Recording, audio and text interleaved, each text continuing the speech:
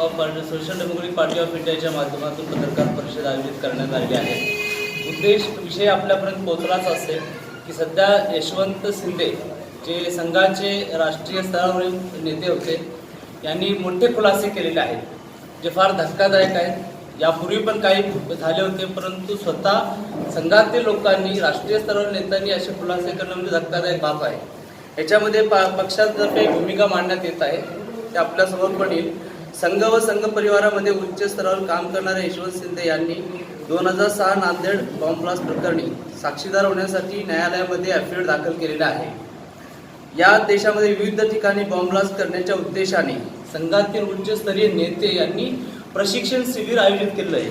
यापूर्वी आपण पाहिला असेल हेमंत करकरे, शहीद हेमंत करकरे यांनी जो काही इन्व्हेस्टिगेशन केला होता पुण्यातील सिंहगड पायथ्याशी, म्हणजे सिंहगड जो किल्ला आहे त्याच्या पायथ्याशी 200 पेक्षा जास्त युवकांना देशातील विविध ठिकाणाहून बोलवण्यात आलं होतं।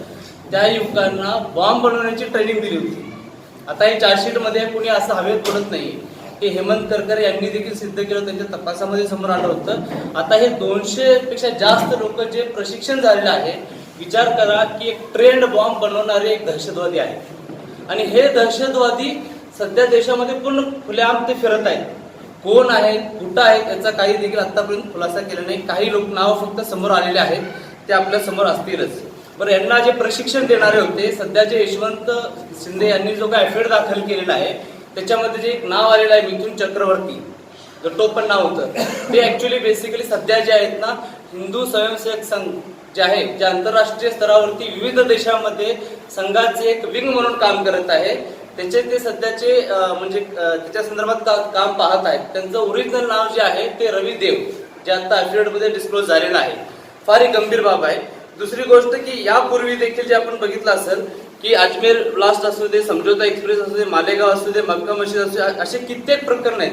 परळी आहे, आपल्या मराठवाड्याची 3 ब्लास्ट आहेत। याच्यामध्ये संघाच्या नेत्यांचा RSS राष्ट्रीय स्वयंसेवक संघ व संघ परिवार यांच्या लोकांची नावं स्पष्टपणे जे आहे ना समोर आलेली आहेत। त्याच्यामध्ये ते गुंतले गेलेले आहेत, ते किती इन्व्हॉल्व आहेत त्याचं पूर्ण आहे। परंतु आपण बघत आहोत की 2014 नंतरनं एकदम सिनारिओ चेंज होतो। काय चेंज होतो? ज्यावेळेस केंद्रामध्ये भाजपाची सरकार येते त्यानंतर आपण बघत आहोत। हम ये चाहते हैं कि ये मुद्दा सामने आने के बाद, और ये फर्स्ट टाइम नहीं आया है, लगातार इसके ऊपर जो है तो पर्दा हट रहा है। संघ के ऊपर, संघ की विचारधारा के ऊपर, संघ परिवार के ऊपर लगातार जो है तो पर्दा हट रहा है।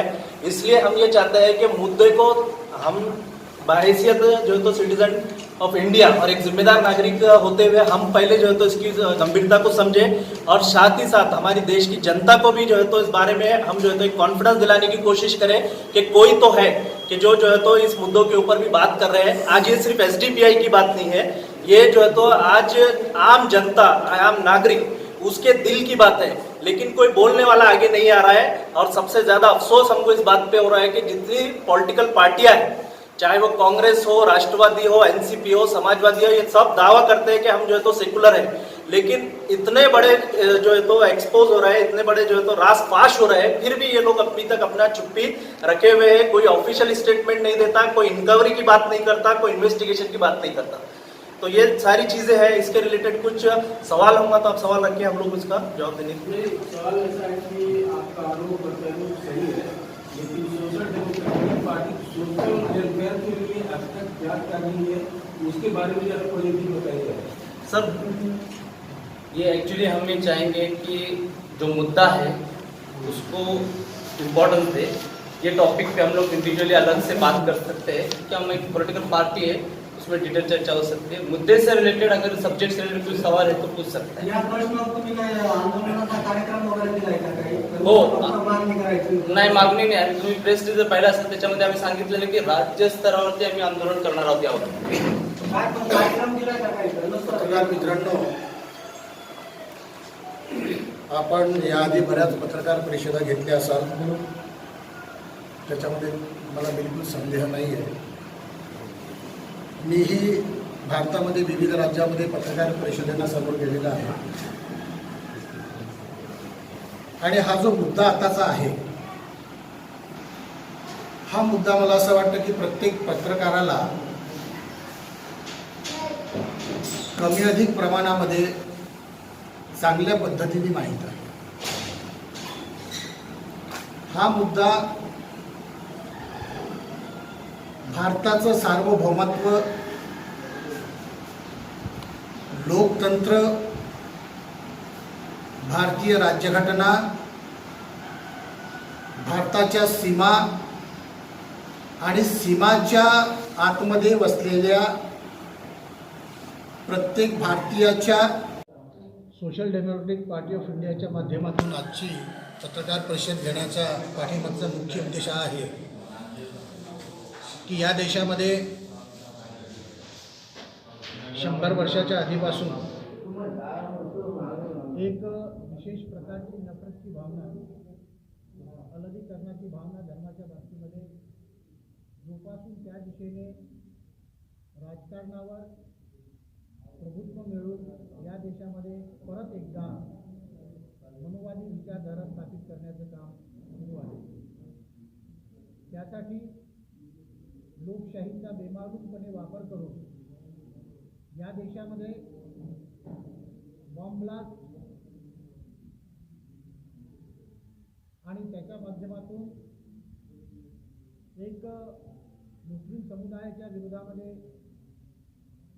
विशेष प्रकारचं विष पेरून त्यांना अलग करून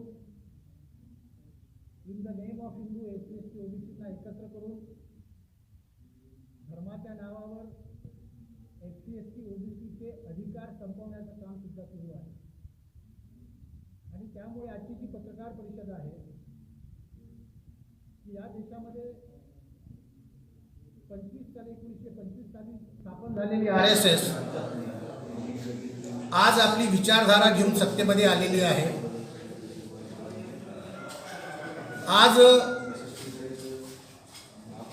महाराष्ट्रामध्ये असू द्या किंवा भारतामध्ये केंद्रामध्ये असू द्या, त्यांचंच सरकार आमदार विकत घेऊन, खासदार विकत घेऊन तुम्ही जनजागृती कशा पद्धतीने करणार आहात या देशामध्ये चालू आहे. आणि म्हणून आपण विचारतात की केंद्रामध्ये आणि राज्यामध्ये त्यांचं सरकार असताना सुद्धा आपण हे कसं करणार. मी याआधी सांगितलं की केंद्र आणि राज्य सरकार एक लोक बनवतात. लोकांच्या समोर आम्ही वर्तमान जी समस्या आहे की दहशतीच्या माध्यमातून लोकांना मिसगाईड करून राजकारण स्थापित करणे, सत्ता स्थापित करणे, हासिल करणे, त्यासाठी हा जो मुद्दा आहे नफरतीचा, बॉम्ब ब्लास्टच्या माध्यमातून एक विशेष समुदायाला वेगळं करण्याचा, SC ST OBC मध्ये विशेष जनजागरणाची मोहीम या माध्यमातून चालू आहे. आणि एक विशेष स्वरूप इस देश में चुनाव जीतने के लिए RSS के माध्यम से भारतीय जनता पार्टी को जितवाने के लिए देशव्यापी, देश के अंदर हमले की साजिश की जानी चाहिए. न्याय मिलेगा और इस पे कुछ कार्रवाई होगी उचित. सत्ता लोग बनाते हैं, चाहे वो केंद्र की हो या राज्य की हो. दुनिया में इससे भी ज़्यादा फैसिस्ट सत्ताएं थी. हिटलर की सत्ता भी इससे ज़्यादा फैसिस्ट थी. मगर आज जर्मनी में हिटलर को कोई नहीं जानता, कोई नहीं मानता, उसकी विचारधारा को कोई नहीं मानता. लोकतंत्र में लोग बड़े होते हैं, लोग की ताकत बड़ी होती है. लोग चाहे तो एक दिन में सत्ता से उनको बेदखल कर सकते हैं, मगर बेदखल करने के लिए लोगों को जानकार बनाना बहुत ज़रूरी है और यही हमारा काम है. आपका नाम? BM Kamle, national vice president, social democratic party of India, Delhi. ये सारा डिटेल आपके सामने आया है. मैं 2 जुमले कहकर ये अपनी बात खत्म करता हूँ कि पूरा राजकारण आज खामोश बैठा हुआ है. देश इतना गंभीर जो पर्दा साजिश है, पर्दाफाश हो रहा है इसका, इसके ऊपर कोई आवाज़ नहीं उठा रहा है. और सबसे ज़्यादा बम ब्लास्ट की जहाँ पर दहशतवाद की जहाँ पर भी बात आती है, इसके अंदर सबसे ज़्यादा विक्टिम बना है मुस्लिम समाज। मुस्लिम समाज विक्टिम बनने के बाद जो मुस्लिम समाज के सो कॉल्ड अपने आप को लीडर बोलते हैं, मुस्लिम समाज के ऊपर जिन्होंने अपना वोट बैंक बना के रखा है, कौम व मिल्लत की जो बातें करते हैं, ऐसे मुस्लिम समाज के लोग भी ये मुसलमानों के ऐसे इशू के ऊपर जो खामोश बैठे हुए हैं। आज दुनिया जानती है कि मुसलमानों को दहशतगर्द के ऊपर नाम का एक धब्बा लगा हुआ है, लेकिन हक़ाइक़ कुछ और आ रहे हैं। ये पहली बार नहीं आ रहा, लगातार हक़ाइक़ कुछ और आ रहे हैं। ऐसे हालात के अंदर मुस्लिम कम्युनिटी के जो लीडर है, जो पॉलिटिकल लीडर है, वो क्यों खामोश है, ये भी हमारा आज इस आपके माध्यम से ये तो सवाल है। क्या आपको लगता है क्या इस विषय पर एमआईएम भी खामोश है? सारे लोग खामोश है। एमआईएम आज तक क्यों उनका स्टेटमेंट नहीं आया? इम्तियाज जलील साहब महाराष्ट्र स्टेट के स्टेट प्रेसिडेंट भी है और खासदार भी है। नांदेड़ महाराष्ट्र का शहर है, यहाँ पर ये प्रकरण हुआ है पूरा। क्यों इम्तियाज जलील साहब खामोश है अभी तक? अगला कदम क्या रहेगा? अगला कदम जैसा हमारा बताया है, हम एक जनता के बीच में जाके जनता के अंदर जन जागरूक करेंगे और हमारा पूरा भरोसा है कि जुल्म, ज्यादती, नाइंसाफी, झूठ और दहशतगर्दी के साथ हमारा भारत देश की जनता नहीं रह सकती। इसलिए हमारे को भारत देश की जनता के ऊपर पूरा भरोसा है।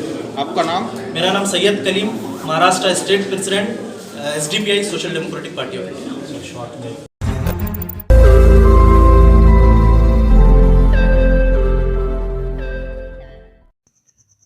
रोज नई खबरों को देखने के लिए हमारे औरंगाबाद समाचार चैनल को सब्सक्राइब कीजिए और नोटिफिकेशन पाने के लिए हमारे बेल आइकन को दबाइए ताकि हर खबर की नोटिफिकेशन आपको मिलती रहे।